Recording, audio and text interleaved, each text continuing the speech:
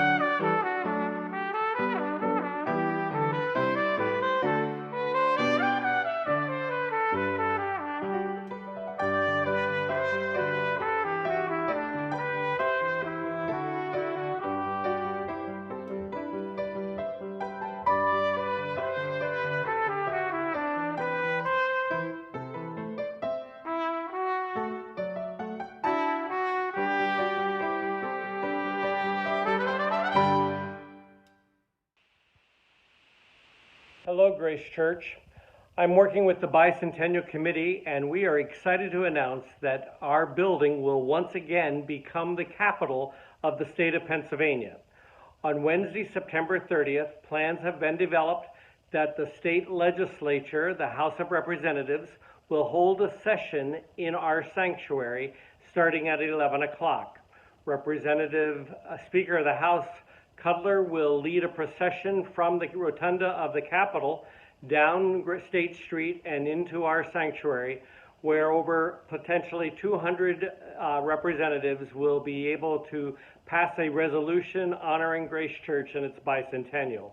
You're invited to participate. You will have to go through airport security, and you will need to wear a mask. And we also need you to call the church and let us know you're planning to come, so that we know how many people to plan to have socially distanced up in the balcony of the church.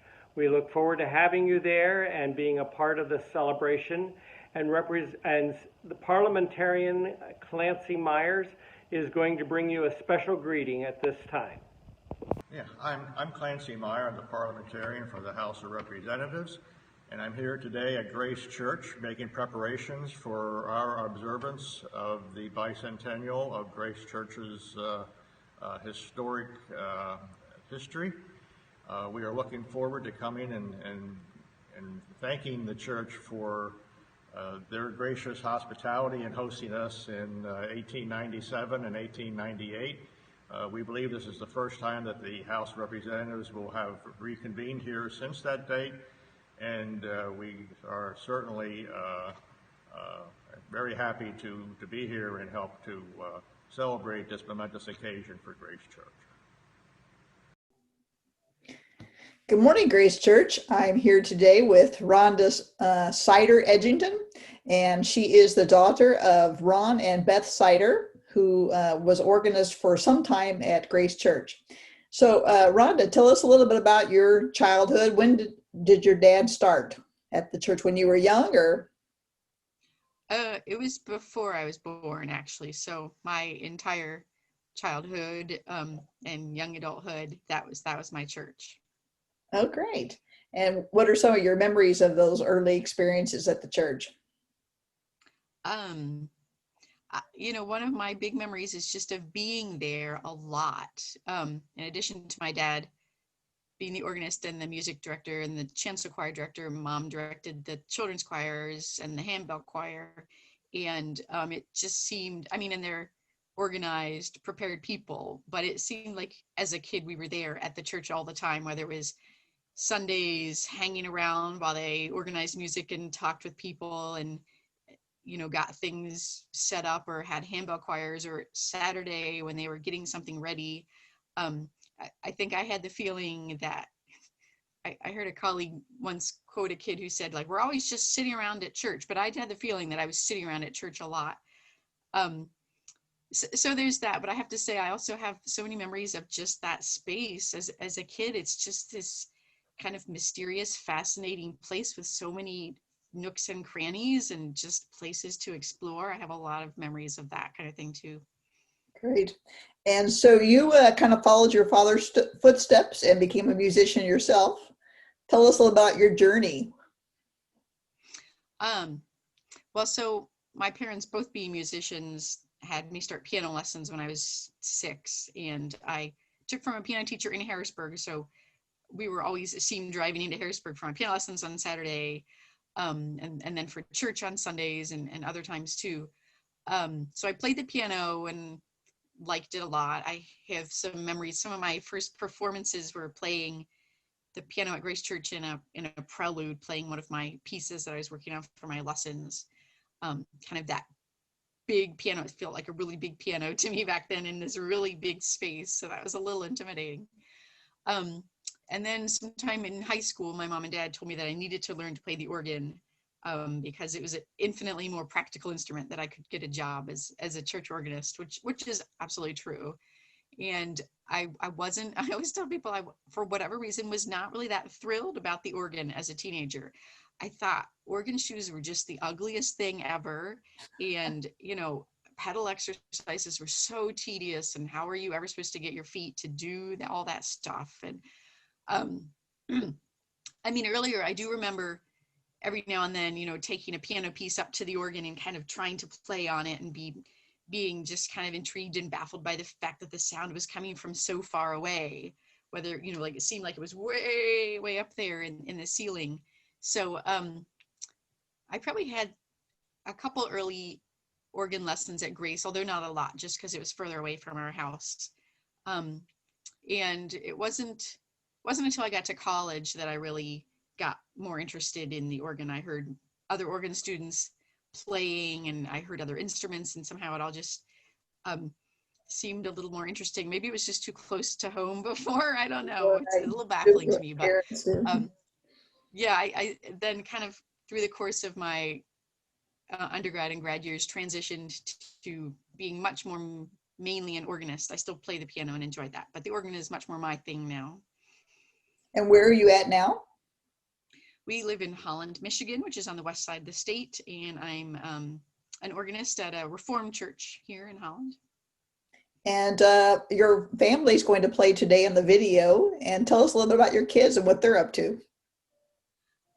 So Isaac is 13 and Esther is 10. They both started Suzuki violin lessons in kindergarten. Not because I had particularly strong feelings about the violin, just because there was a good teacher in town who's been a good fit for them, who had taught for a lot of years. And it's been interesting for me. I'm not a string person, but certainly right now with COVID, strings are a great instrument to play, breathing on people. There's no spit droplets anywhere. And it's, it's been fun to accompany them and to play for church or friends and family. So, I think as with any kid of musicians, they have maybe complex feelings about taking music lessons, and I do too. But I think they both have a lot of ability, and something that I felt strongly about that's kind of a good thing that we're doing. We're just, we're just doing the music lesson thing. And as my son has gotten older, he's in 8th grade now. I think the experience of playing an orchestra at schools definitely got a lot more interesting to him, kind of having other peers. And I think that sonically, it's just a lot more interesting to him to be playing ensemble music. So, we'll see if the same trajectory happens with my daughter or not. But yeah, at the least, it's kind of it's a sometimes fun thing that we can do together. That's wonderful. And does your parents get to visit you much? They came out really regularly until everything got locked down. But they're quite the travelers, and they also love to hear me perform. So lots of times, if I would be playing in a concert somewhere not too far from Pennsylvania, they would drive and meet me there and hear that. So yeah, they come out. I mean, they obviously like to see the kids, and so they come out a lot to visit us all. And yeah, sometimes we get to meet up, and we also are out there. We were just out to visit them the end of summer, so the end of mid-August, I think it was. Wonderful. And tell us about, you're going to play 2 hymns today, about your experience, why they're important to you at Grace. Yeah, I was trying to think of something that I had some strong musical memories with. And yeah, as I said, for whatever reason, the organ, it was kind of all around me, and maybe it was a little bit too familiar. But I do, it's funny, I teach organ lessons at Calvin University in Grand Rapids, and have a student that we were going through the hymnal trying to pick a new hymn to work on. And I was like, oh, what about God of Our Fathers, which he had never even heard. But I told him, I just thought that hymn was the coolest thing when I was a kid at Grace Church, because my dad played that little opening. He played that on the festival trumpet in the back, right? And it was just so cool. I would play it on the piano, and there was that one kind of crazy chord in the middle, that has all these flats, and it's very out of character. And, I'd always kind of screw my eyes up and take an additional 15 seconds to get that one, right? But I don't know, just that hymn really struck my imagination as a child. So that was one that came to me recently as kind of a really strong memory of Grace Church and that organ.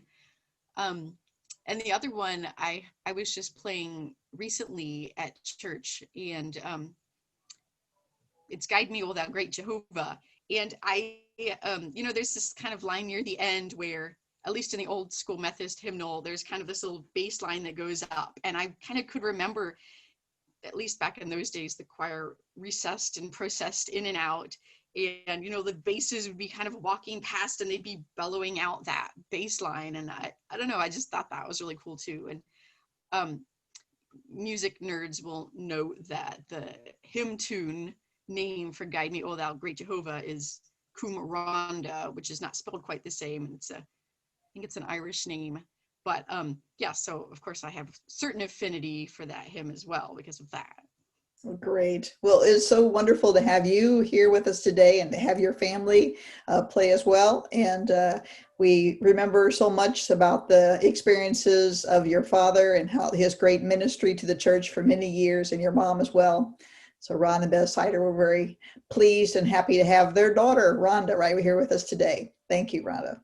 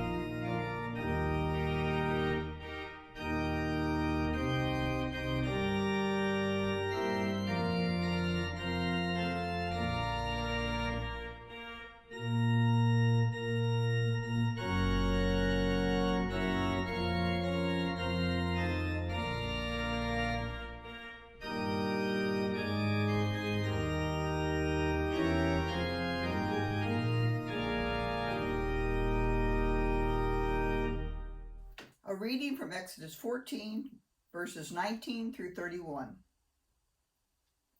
Then the angel of God who went before the host of Israel moved and went behind them, and the pillar of cloud moved from before them and stood behind them, coming between the host of Egypt and the host of Israel. And there was the cloud and the darkness, and the night passed without one coming near the other all night. Then Moses stretched out his hand over the sea, and the Lord drove the sea back by a strong east wind all night, and made the sea dry land, and the waters were divided. And the people of Israel went into the midst of the sea on dry ground, the waters being a wall to them on the right hand and on their left. The Egyptians pursued and went in after them onto the midst of the sea, all Pharaoh's horses, his chariots, and his horsemen.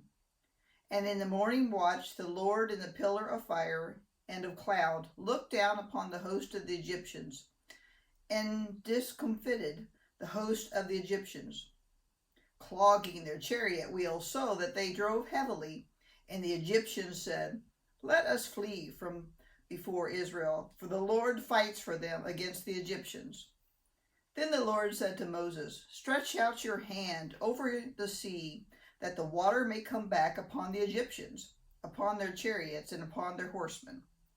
So Moses stretched forth his hand over the sea, and the sea returning to its wonted flow when the morning appeared. And the Egyptians fled into it, and the Lord routed the Egyptians in the midst of the sea. The waters returned and covered the chariots and horsemen and all the host of Pharaoh that had followed them into the sea, and not so much as one of them remained. But the people of Israel walked on dry ground through the sea, the waters being a wall to them on the right hand and on the left. Thus the Lord saved Israel that day from the hand of the Egyptians, and Israel saw the Egyptians dead upon the seashore. And Israel saw the great work which the Lord did against the Egyptians. And the people feared the Lord, and they believed in the Lord and his servant Moses. There ends the word of the Lord. Thanks be to God.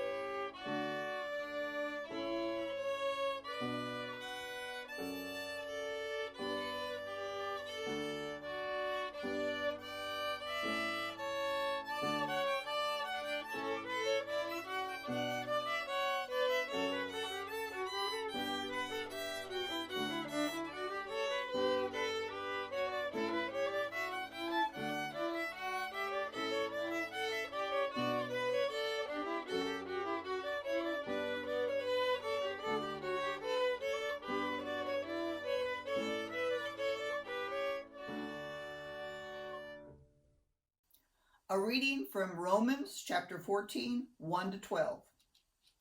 As for the man who is weak in faith, welcome him, but not for disputes over opinions.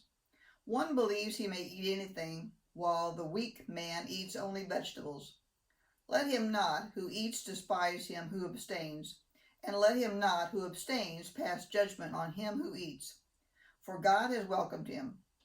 Who are you to pass judgment on the servant of another? It is before his own master that he stands or fails, and he will be upheld, for the master is able to make him stand. One man esteems one day as better than another, while another man esteems all days alike. Let everyone be fully convinced in his own mind. He who observes the day observes it in honor of the Lord. He also who eats, eats in honor of the Lord, since he gives thanks to God, while he who abstains in honor of the Lord and gives thanks to God. None of us lives to himself, and none of us dies to himself. If we live, we live to the Lord, and if we die, we die to the Lord. So then, whether we live or whether we die, we are the Lord's. For to this end Christ died and lived again, that he might be Lord both of the dead and of the living. Why do you pass judgment on your brother? Or you, why do you despise your brother? For we shall all stand before the judgment of God.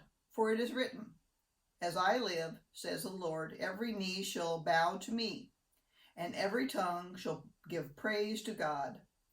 So each of us shall give account of himself to God. There is the reading of the word. Thanks be to God. Grace Church in Harrisburg is an intentionally inclusive congregation. We welcome all persons, regardless of race or ethnicity, regardless of sexual orientation, regardless of history or failures in the past. Everyone is welcome at Grace Church.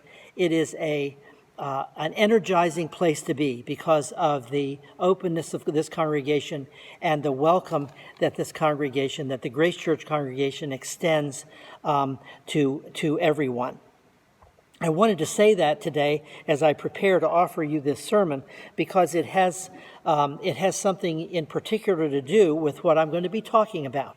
The title of this message is An Unnatural Act. An unnatural act. And we encounter Jesus again teaching his followers in response to a question by one of his disciples in Matthew 18, beginning at verse 21. Then Peter came and said to him, Lord, if another member of the church sins against me, how often should I forgive? As many as 7 times? Jesus said to him, Not 7 times, but I tell you 77 times. For this reason, the kingdom of heaven may be compared to a king who wished to settle accounts with his slaves. When he began the reckoning, one who owed him 10,000 talents was brought to him, and as he could not pay, his Lord ordered him to be sold together with his wife and children and all his possessions, and payment to be made. So the slave fell on his knees before him, saying, Have patience with me, and I will pay you everything. And out of pity for him, the Lord of that slave released him and forgave him the debt. But that same slave, as he went out, came upon one of his fellow slaves who owed him a few denarii. And seizing him by the throat, he said, Pay what you owe. Then his fellow slave fell down and pleaded with him, Have patience with me, and I will pay you. But he refused. Then he went and threw him into prison until he should pay the debt. When his fellow slaves saw what had happened, they were greatly distressed, and they went and reported to their Lord all that had taken place. Then his Lord summoned him and said to him, You wicked slave, I forgave you all that debt because you pleaded with me. Should you not have had mercy on your fellow slave as I had mercy on you? And in anger, his Lord handed him over to be tortured until he should pay his entire debt. So my heavenly Father will also do to every one of you if you do not forgive your brother or sister from your heart. This is the gospel of God for the people of God. Thanks be to God. One of my clearest memories is of a science class I attended when I was in school in the 7th grade. One day, the class was assembled, sitting at our desks. The teacher was more than a little stern, so when the bell rang, we knew to be quiet. Then he came out from behind his desk. He had a rubber ball in his hand, and he threw it as hard as he could over our heads and against the back wall of the room. The ball, of course, bounced back to the front, and he reached down and got it, and he held it up. We were fully attentive at that moment, and he said, For every action, there is always an equal and opposite reaction. There was the scientific principle that we learned that day, and I've never forgotten it. And we spent the next few weeks then studying how that principle worked throughout the natural world. For every action, there is always an equal and opposite reaction. And that principle always applies. It always works. I learned it then, and I've remembered it and applied it ever since. I was more than a little bit disillusioned then when I realized that that principle of action and reaction was not thoroughly universal. For whenever we are involved with people, there is not always a reaction opposite and equal to every action. We often receive undeserved kindness and forgiveness and care. Undeserved. And there are times, of course, when one good turn is not necessarily followed by another, when kindness is not always greeted with open arms. The good guys don't always win and the bad guys lose.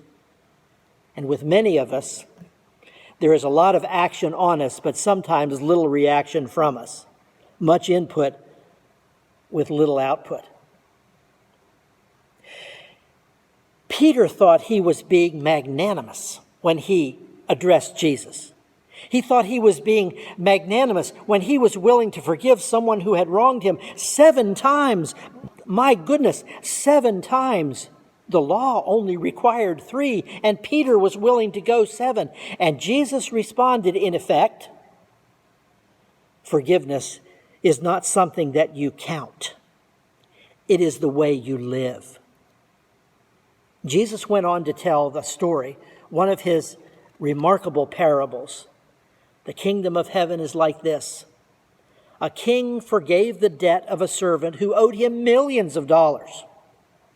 But that very same servant refused to forgive the debt of another who owed him just a few cents.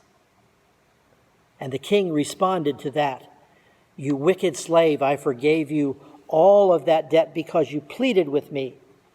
Should you not have had mercy on your fellow slave as I had mercy on you?" The king might have said, "I acted on you with mercy and forgiveness, but your reaction was not equal to it. Instead of an equal reaction to my mercy and forgiveness, you reacted mercilessly. You absorbed and benefited from the mercy you were shown, but you didn't release any of it when you had the opportunity." All of this is vitally important for 2 reasons. First of all, forgiveness is not natural to us. Human beings are not necessarily good as forgiveness. It's not some innate, natural human emotion. It is natural for human beings to defend themselves, to snarl and crouch in a defensive position when attacked, to howl when wronged, to bite back when bitten. That's what comes naturally. Forgiveness is not natural. It is not a universal human virtue. It's something that we have to decide to do, and we have to practice it in order to get good at it. It's an unnatural act. Fred Snodgrass was a successful baseball player for the Giants, but he was remembered for one of his failures. In the 1912 World Series, Fred Snodgrass dropped a pop fly ball. His error set up the winning run for the next batter hit a single, and consequently, the Giants lost the game and the series in 1912. When Fred Snodgrass died in 1974, the New York Times printed this headline: Fred Snodgrass, 86, dead. Ball player muffed fly in 1912. 62 years later, they could not forget his mistake. Never mind the fact that Fred later became the mayor of the city of Oxnard, California. He was a successful banker and a rancher. He raised a fine family. But he dropped a ball in 1912, and they pursued him with it even after he was dead. Forgiveness is not natural. We are not necessarily good at it, for it is not an innate, natural human ability to mend broken relationships. I get a little angry sometimes when I'm watching the news and we hear a story of something wrong that has happened in some institution or the government. And inevitably, the news commentator or the interviewer will ask somewhere in their piece, who's to blame? Who can we pin the responsibility on? Who's to blame? You see, blaming comes naturally. Forgiveness and understanding and kindness and compassion that lets go of legitimate feelings of anger and revenge is not as common. I came across an intriguing story not long ago about a man who owned a lot in an exclusive residential area of a large city. And the article I read was very non-specific like that. It said large city, exclusive residential area. It didn't identify where it was. But this lot presented an unusual problem. It was only a couple of yards wide and nearly 100 yards long. There was nothing he could do with such an oddly proportioned piece of real estate except sell it to the neighbor on one side or the other. So he went first to the neighbor on the east side of his lot and asked if he was interested in buying this piece of ground. "Why, sure," the neighbor responded. "I'll buy it as a favor to you since there's nothing else you can do with it." And he named a ridiculously low price. And the owner responded, "Well, that's ridiculous. Your offer is not even 1/10 of what the property is worth." So he stormed out and he went to see the neighbor on the west side. To his dismay, the neighbor on the west side treated him much the same way as the other neighbor had, making him an offer only a few dollars better than the other one. "Look," the neighbor said smugly, "I've got you over a barrel. You can't sell that lot to anyone else and you can't build on it, so here's my offer. Take it or leave it." Well, the owner was beside himself with rage. Within a few days, he hired an architect and a contractor to build one of the strangest houses ever conceived, only 5 feet wide and running the full length of the property. His house was little more than a few tiny rooms, each barely able to accommodate a stick of furniture. The neighbors complained that bizarre structure would blight the neighborhood, but city officials could find no code or regulation to disallow it. So the house was built. When it was finished, this man moved into his uncomfortable and impractical house, and he stayed there until his death. That house became known in the neighborhood as Spite House, and it still stands as a monument to that man's hate. Now for the fascinating part. When I read that story, I was intrigued, and I wanted to see a picture of the Spite House, so I went to the internet to see if I could find the location and the picture of this house. I searched for Spite House, and you know what? I couldn't find it. I couldn't find it, not because there were no entries under Spite House, but because there were so many. Spite houses and spite fences all over the country. Forgiveness is not a natural act. We're not good at it. It is not innate and natural as a human ability. We have to decide to do it, sometimes make ourselves do it and practice it and work at it to make it real. Jesus talked about this matter of forgiveness for 2 reasons. First of all, he talked about it because it's difficult, it's hard, it isn't natural, and Jesus knew that. He struggled with it as much as we do, if not more. It has to be one of the hardest things that human beings are ever called upon to do because it's not a natural thing for us. But the second reason Jesus talked about forgiveness is that forgiveness is essential.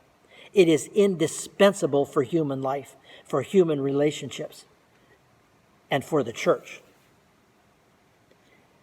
Make no mistake, forgiveness it's not about leaving yourself open to further attack. It's not about giving someone a pass so that they can do to you again the same thing they did before. Forgiveness does not require that people be left in places where they can't be trusted or in jobs they cannot do. It does not mean that a person is given permission to continue in a destructive or unkind behavior that causes pain to others. Forgiveness does not mean that all limits and boundaries and constraints have been removed. It doesn't mean that the rule of love or the rule of fairness or honesty or justice or integrity have been suspended. That's not what forgiveness means. Forgiveness is about restoring relationships, about mending friendships that have been hurt, rebuilding bridges between people that have been knocked down. There are many ways that those things get broken, and many reasons why they get broken. But there's only one way they can be fixed.